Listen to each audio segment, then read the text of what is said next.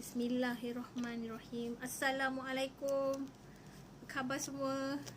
Saya Siti Zainab atau lebih dikenali sebagai Dr. Boci, bersiaran daripada pejabat. Terima kasih tadi rakan saya Nizam, kenalan semasa saya praktikal dahulu di ICL. Datang lunch tadi, hantar surat surat lah, kad jemputan untuk perkahwinan anak perempuannya. InsyaAllah nanti saya datang waktu malam Okay, saya nak cerita tentang wasiat hari ni. Wasiat, lalu saya cerita tentang investment, saya cerita tentang profit, cerita tentang untung puluh-puluh persen, ratus-ratus persen. Lepas tu saya cerita tentang apa lagi, pelindungan takaful. Pelindungan takaful beberapa kali lah saya share. Medical card, policy, critical illness, TPD dan sebagainya. Hari ni saya nak cerita tentang wasiat. Okey, kenapa ya? Sebab saya seorang full license associate financial planner, juga certified dari segi saya ada lesen investment, saya ada lesen takaful, saya juga ada lesen untuk membantu anda menulis wasiat. Of course the end result kita still akan go through khidmat nasihat as-salihin. Saya berlesen dengan as-salihin bila membuat wasiat, and ada fees dia. Hi Bib, hi Kak Bib, hi Devi, how are you? Okay, so bila talking about wasiat ni, alright, bila kita have bila daripada some people bercerita tentang rags to riches story, daripada nobody become somebody. Lepas tu bila ada access wang tu, simpanan, merata simpanan, macam some of my customers kan, sampai simpanan dia letak mana pun dia tak ingat. Lepas tu ada orang mengambil banyak perlindungan takaful. Perlindungan takaful ada yang medical card, ada yang term plan yang bagi income, dan ada juga yang ambil banyaklah policy. Kenapa? Untuk meninggalkan secara hibah kepada orang yang kita sayang untuk kelangsungan hidup, kan? Si isteri ambil polisi nyawa untuk nanti if anything happen kepada isteri, dia selalunya isteri bagi anak-anak lah. Nanti anak-anak boleh continue, kalau masih belajar boleh continue belajar untuk fees dan sebagainya. Dan kepada suami pula, buatlah takaful hibah, hibah takaful, ambillah polisi nyawa dan beri kepada isteri supaya if anything happen, ialah kita rezeki, jodoh dan kematian tu kan janji Allah, dan Allah merahsiakannya. Jadi if anything berlaku, duit tu nanti dapat dekat isteri boleh bukan melangsungkan perkahwinan, untuk melangsungkan kehidupan. Kalau ada anak-anak tengah sekolah, anak-anak universiti, anak kecil-kecil lagi, rumah lagi, hutang itu hutang ni, dia boleh langsaikan. So importantnya kena ada takaful or insurance, especially life insurance. Okay. Alright. So untuk melengkapkan tu ialah penama. Penama ni pun ada beberapa cara. Satu, penama straight daripada takaful itu sendiri, dan kedua, hibah ataupun penama transformation bila anda melabur. Macam saya berlesen dengan Principal Asset Management Berhad. Our service is called trust nomination, hanya RM110. Bila anda melabur dengan principal, anda boleh letak penama 4 orang. Bagilah kepada siapa yang anda nak hibahkan or as a gift. If anything happen to anda, kepada anda, penerima tu akan mendapatnya. And then hibah ni cannot be contested. Ada akta dia. Okay. So dah ada keuangan, dah ada tunai merata-rata. Saya doalah untuk semua rakan-rakan duit merata-rata. Hai Siti Dalina, duit bersepah-sepah. Hai Siti Dalina, duit kat situ, kat sini tabung haji, ASB unit trust, dengan prinsipal, dengan saya, dengan tu, dengan ni lah. Amin. Lepas tu ada polisi nyawa lah, apa-apa kan. Lepas tu ada rumah 2-3 biji, ada kereta 2-3 biji, ada tanah, ada emas, macam-macam lah. So and then kita nak berikan kepada keluarga, nak beri kepada anak-anak kita yang kita sayangi. Buatlah wasiat. Kenapa kena buat wasiat? Wasiat ni sebenarnya ialah menyampaikan hasrat. Satu kertas, satu dokumen yang kita, di mana kita dokumentkan semua aset-aset kita, sama ada yang dah habis bayar ataupun masih dalam pinjaman ke, atau aset yang diperturunkan ke untuk diberi kepada orang yang kita tersayang. Kalau sebuah family yang husband, wife, ada children, aset lengkap dia, wasiat yang lengkap, dia akan ada harta sepencarian, dia akan ada hibah, dan dia akan ada wasiat. Apa beza wasiat dengan faraid? Ada beza.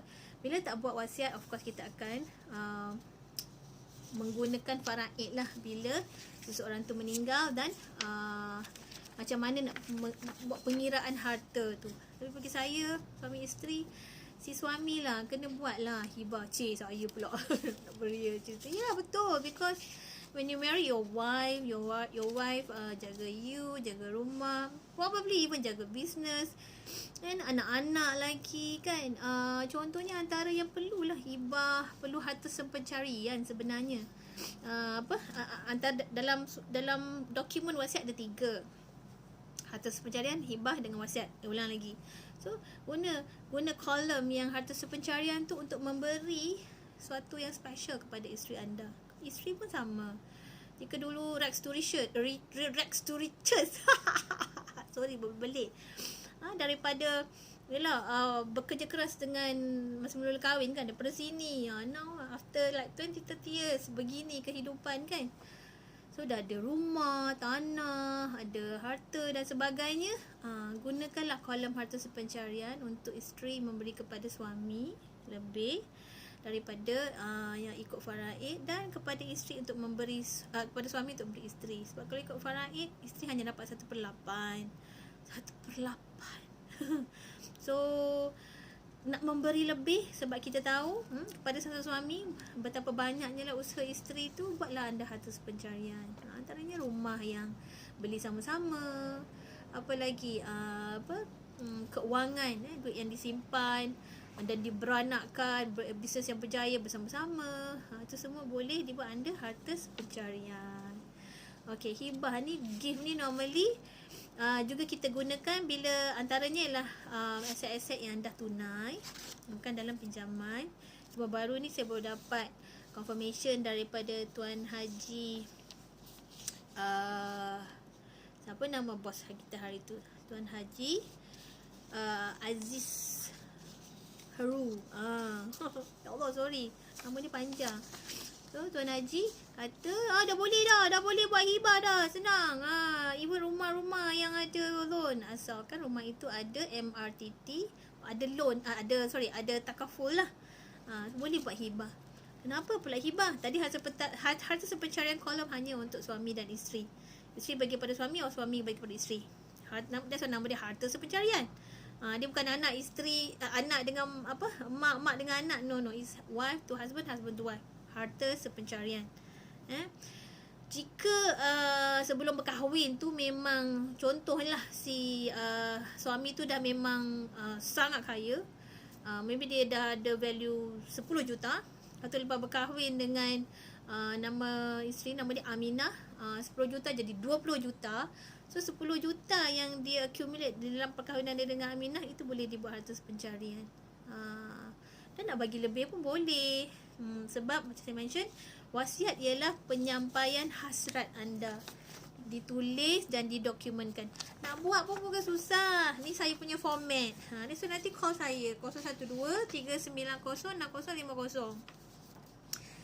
Saya hanya perlukan details of aset-aset or apakah yang anda ingin perturunkan atau sampaikan hasrat kepada. Saya perlukan details dan kepada siapa dan percentage. Dan kalau dia dalam pinjaman, tulis dalam pinjaman. Kalau tidak, dah habis bayar ataupun tunai, then tulis tunai. Kalau dia milikkan sendiri, tulis sendiri. Kalau berkongsi, tulis berkongsi dengan siapa. Simple. Apa kata tulis wasiat susah. And then saya tak perlu minta tuan-tuan dan puan-puan pergi cari rumah tu punya geran lah, photostat. Tak payah. Tanah punya tanah punya geran tu, photostat tak payah. Janji bila tulis alamat penuh, alamat tanah tu ke, alamat rumah, Ataupun kat sini even ada kenderaan. Macam ni customer saya ada 3 kenderaan yang dia nak berikan kepada isteri dan anak-anak. Senaraikan tu betul lah kenderaan tu punya model, registration number, itu je. Saya tak minta pun gerai kereta. How simple it is untuk menulis wasiat. Tulis memang senang. Yang menyusahkannya lah bila anda terlalu nak memikirkan, nanti kalau saya buat pun buat apa, nanti orang kontes. Nanti terlalu memikirkan benda-benda tu. Bagi saya tak buat lagi susah. Sebab kalau tak buat, saya tunjuk sini proses. Kalau tak buat, proses ni semua harus dilakukan oleh mereka yang tinggal dan mahu menjadi wasi or administrator. Jika anda membuat wasiat dan menggunakan perkhidmatan as-salihin, di mana saya berlesen, semua daripada sini ke sini yang banyak ni akan diuruskan oleh as-salihin sebagai executor. So okay, kalau tak buat without will, saya baca kita cari yang bahasa Malaysia. Tanpa wasiat, jika rakan-rakan mempunyai even satu rumah 2 kereta, satu rumah 1 kereta, dan ada EPF sikit, ada tabung haji sikit, ada ESB sikit, buatlah wasiat. Fees wasiat 1,400 dan ke atas saja. Start with 1,400 atau 1,500 macam tu. Sangat-sangat affordable. So saya baca tanpa wasiat. Tanpa wasiat berlaku kematian tu ayat insurans tadi tu. Berlaku kematian tanpa wasiat, mula-mula aset tu beku. Saya baru baca tadi kalau ikutkan Disember 2020, aset beku sebanyak, harta beku di Malaysia 60 bilion. 60 bilion harta orang mati dibeku. Kenapa harta orang mati dibeku? Kenapa tajuk tu? Maknanya harta yang tidak dituntut tak dapat lagi diselesaikan tuntutannya. Jadi antara nak senang, permudahkan yang tinggal itu mendapat aset-aset yang telah kita listkan dan nak bagi kepada siapa yang kita nak beri. Yes, ikut faraid boleh. Dan yang hibah dengan harta sepencarian tu untuk memberi lebih kepada mereka yang kita rasa nak bagi lebih. Okay, especially kepada rakan-rakan jika mempunyai anak angkat. Anak angkat tidak ada di dalam faraid. Saya ada beberapa customers tidak ada anak lelaki. Anak dia semua perempuan. Saya ada actually ramai customer saya, anak dia banyak anak perempuan. Tak ada anak lelaki, tak ada stopper. Orang lain boleh contest. So again, I don't want to use the word contest. Maknanya dia tidak ada stopper. So buatlah wasiat. Dan dalam wasiat, bila nak beri anak perempuan kita lebih, guna hibah. Kolom hibah. Hibah ialah give. Again, ada atah yang membolehkan hibah tu menerima direct 100%. Okay, ulang dari semula. So, bila kematian tanpa wasiat, mula-mula aset beku. Dan ingat tahun 2020, 60 bilion harta orang mati beku. Dibeku. Oh my god, mana tak dituntut. Okay, selepas aset beku, next is pentadbir dilantik. Pentadbir dilantik. Siapa yang nak jadi administrator, nak menguruskannya. So kena mencari, kena melantik, pentadbir. Next, persetujuan bertulis dari semua waris bila melantik orang tu. Dah satu kerja. Kalau adik-beradik 2 orang tak apa, 3 orang okey lagi. Kalau adik-beradik 6 orang, 4 orang, 5 orang, 10 orang, atau 12 orang, ada customer anak dia 12. So kalau tak buat wasiat, siapa nak jadi? Ni mungkin A nak jadi, B pun nak jadi, C pun nak jadi. Kerana duit ni mata orang kadang-kadang pun boleh kelabu. Maaf saya berkata ini dunia kan, dunia. Kadang-kadang orang kata mula-mula okay, but when something happen, when you talk about money, orang kelabu mata. Jadi untuk mempermudahkan, tak nak berlaku apa-apa dispute ke, pergaduhan ke, buatlah wasiat. Okay, so persetujuan bertulis dari semua waris untuk melantik seorang tu untuk menjadi pentadbir, dah satu hal. Macam saya mention lah, kalau senang, okay, adik-beradik 2 orang atau 3 orang, okay, Abang Long lah buat, fine. What is yang Abang Long, kalau disuruh buat, dia tak nak buat, satu hal. Ataupun Abang Long okay nak buat, yang bongsu tu pun nak buat. Macam kata tadi lah, kerana people boleh kelabur mata kan. Okey. Lepas tu dah lantik tu, permohonan untuk surat kuasa mentadbir dan CJ Faraid perlantikan pentadbir. Kat situ je ding dong memilih mencari, memilih, melantik, lepas tu nak surat bertulis confirmation dan surat kuasa lagi. That's why nak menjadi eksekutor kepada pentadbir, kepada nak menyelesaikan, nak mencairkan harta pusaka ni pun bukan senang. Ni belum cairkan lagi ya. Ni pun nak cari wakil. Ataupun nak cari ketua darjah. Wakil lah, cari wakil. Okay, next. Permohonan untuk melantik 2 penjamin. Okay. 2 penjamin, bond pentadbiran. Next, baru surat kuasa mentadbir diperolehi. Dan next, barulah aset dicairkan.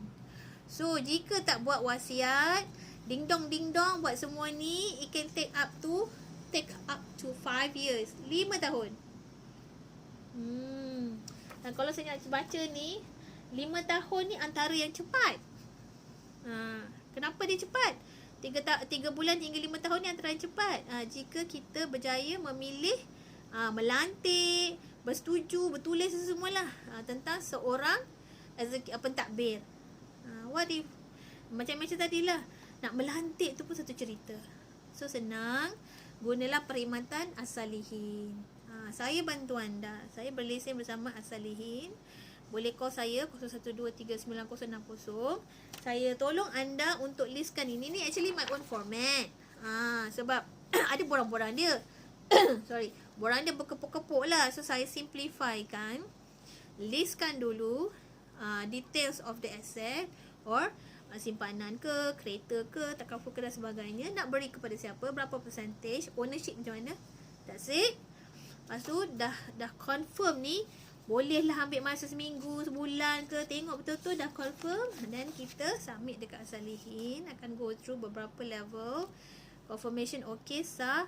Hantar kepada anda. Anda kata okay. Kalau ada sesuatu yang As-Salihin akan bantu kita memahami yang mungkin ada cara yang lebih baik untuk pecahkan, dia akan bantu kita buat amendment lah, atau bagi suggestion. So lepas tu dah bagi kat kita second draft, kita tengok okay, baru kita buat yang print yang final copy, then sign dengan saksi, lepas tu hantar for stamping. So yang original tuan-tuan dan puan-puan akan dapat satu set, As-Salihin akan pegang satu.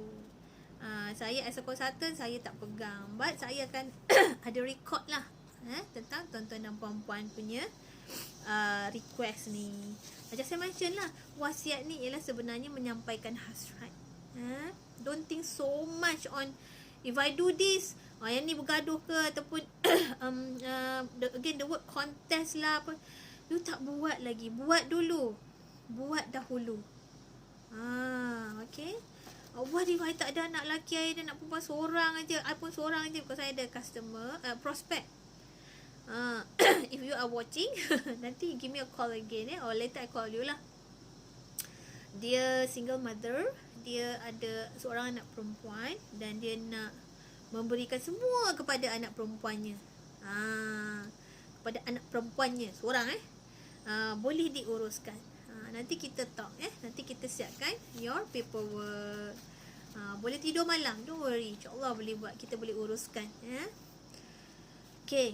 So, jika menggunakan perkhidmatan As-Salihin, kita buat paper pertama, again, bila kematian seseorang itu aset berku. Next is permohonan untuk probate dan CJ Faraid. Next is it wasi. So, pengurusan ni semua As-Salihin akan ambil alih. Sampailah ke probate diperolehi dan aset dicairkan, maknanya pembacaan wasiat, pembacaan pembahagian harta. Kan senang. Senang kan? Sangat senang sebenarnya. Yang menyusahkannya ialah kita bila terlalu memikirkan what if. Tak payahlah fikir what if. Senaraikan saja apa yang kita ada, nak beri kepada siapa, ownership macam mana, dah habis bayar ke belum, percentage. That's all. Kalau nak bagi IC copy pada saya pun boleh, kepada penerima-penerima ni sebab nak make sure that IC tu betul. Or apa Macam ada customer, dia ada banyak barang kemas. Nak ambil gambar pun boleh. Belakang gambar tu bila dah di printkan nanti, tulis nak bagi kepada siapa. So ada juga customer yang dia mempunyai barang kemas semua rupa sama. Lepas tu anak perempuan ramai. Pun boleh. Cuma kalau yang macam barang kemas tu boleh diberi awal, berilah awal. Tapi kalau terlalu banyak, nak bagi selepas pun boleh. Dan senaraikan. Gelang emas, contoh gelang emas duit, gelang emas loceng, bagi kat siapa? Amalina. Gelang emas duit, nak bagi siapa pula? Fatimah. You can be specific. Tapi tak payah spesifik sampai nak kena tahu gram-gram, tak payah. Macam saya kata tadi, rumah pun saya nak alamat je. Lepas tu kereta saya hanya nak model dengan registration number je. Lepas tu kepada siapa? Dan percentage. Senang kan? And again, saya ulang, fees hanya bermula bermula fees 1,400 ke atas. Kenapa ada bermula? Sebab tengok kepada berapa banyak aset, berapa banyak clause, they call it clause, yang tuan-tuan dan puan-puan senaraikan lah. Jika tuan-tuan nak saya bercerita tentang wasiat, pembahagian harta, macam nak menulis dan sebagainya di pejabat tuan-tuan dan perempuan, di rumah ke, macam tu saya pernah buat talk di area Bangi, di apa, dalam satu community ni, ibu-ibu bercerita tentang penulisan wasiat. Saya tak deny, ramainya orang kita skeptikal, ramainya orang kita bila dengar je benda-benda ni boleh nak dibawa ke court lah, di-fight ke, dah tak nak buat. Kenapa terlalu memikirkan yang kat situ? Kalau berlaku, kalau tak berlaku, jarang sangat berlaku. Kita fikirkan kita masih ada ni, kita tulis dan kita sampaikan hasrat kita ni kepada siapa. That is the main reason kita buat wasiat. Daripada langsung tak buat, kalau harta-harta tu tak ada, dan macam tadi lah executor, tak ada pula yang nak melantik sesiapa, sudahnya bekulah. Jadilah yang tadi 60 bilion harta Malaysia, harta di dalam Malaysia dibekukan selepas kematian. Sebab apa? Tidak ada tuntutan, ataupun masih dalam tuntutan, atau tidak ada paper, dan waris pun tak tahu siapa, tak kenal pula, tu susah nak cari waris dan sebagainya. Macam-macam lah tengok dalam keratan akhbar. Okey, senang kan? So saya ulang balik semula secara summary. Pertamanya, saya sebagai financial consultant, this is my 21 years. Saya mempunyai lesen investment, takaful serta wasiat. Investment, saya membantu anda memaksimumkan simpanan atau tunai dalam pelaburan dengan prinsipal, dengan plan anda. Nak plan apa? Nak shopping ke, nak beli rumah ke one day, nak beli kereta ke, nak pergi holiday ke apa ke. Dengan plan, kita buat kita buat banyak tabung pelaburan. Nak untung yang banyak mana? 6%, 8%, 12%, 15%. Juga kita kena bincang, kita kena sit down. Boleh hubungi saya.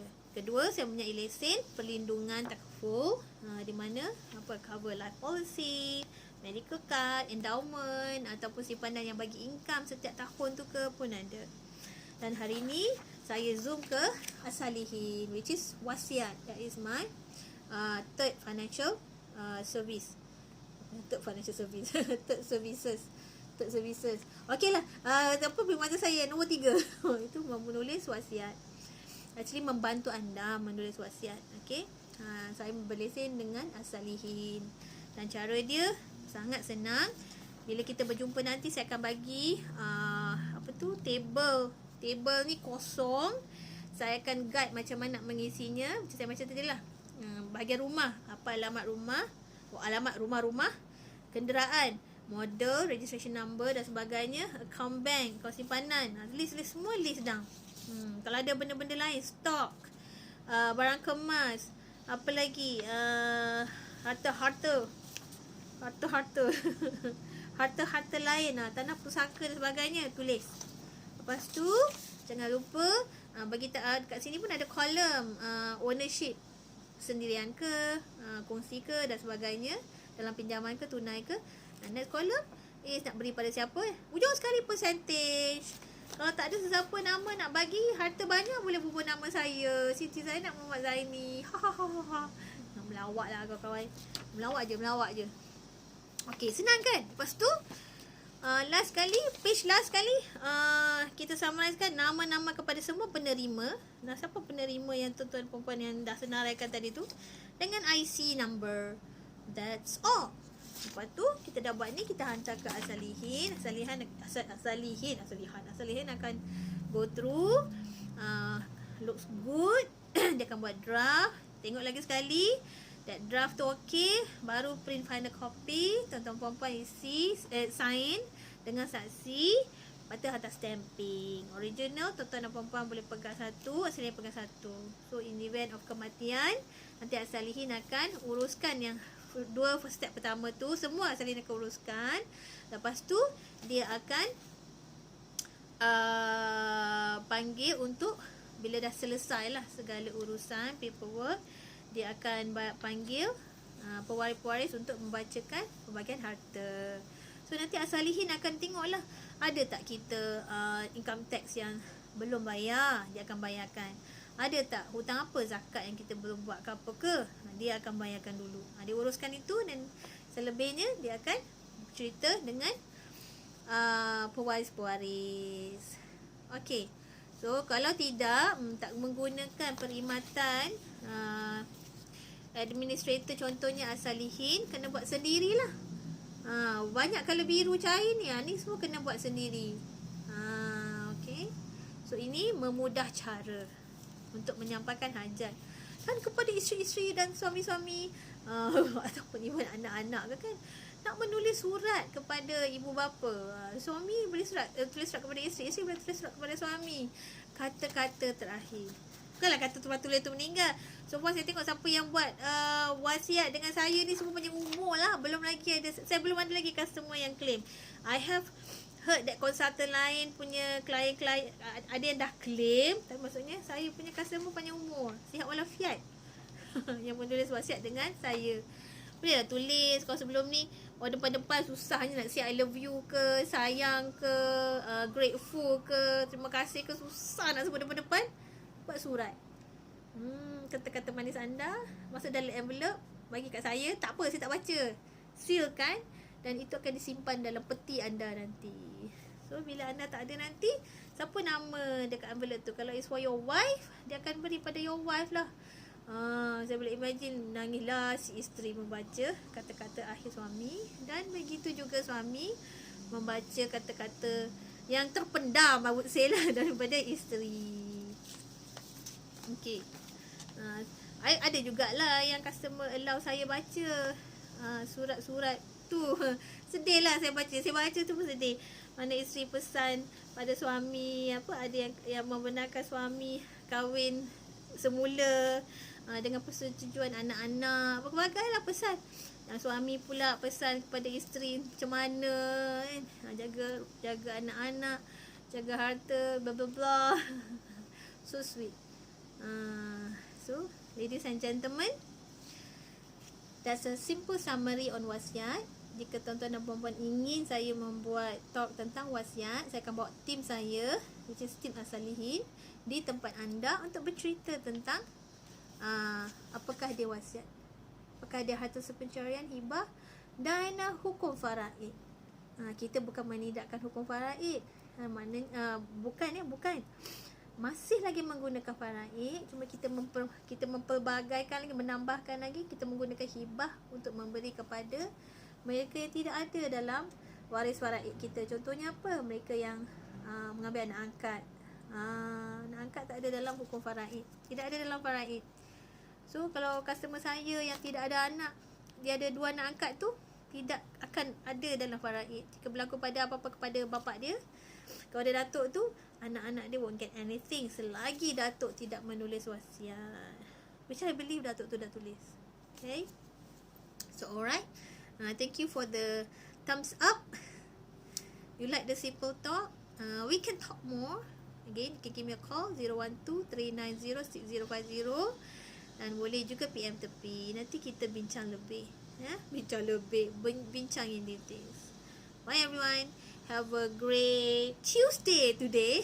Supposed to have another appointment 5:30, tapi dia tak berapa sihat pula. So get well soon. Hopefully to be able to see you tomorrow. Dan insyaAllah kita jumpa again tomorrow. Bye everyone. Assalamualaikum. Remember, jika belum pernah buat wasiat, let's do one. Memelihara, melindungi dan mengagih. Assalamualaikum.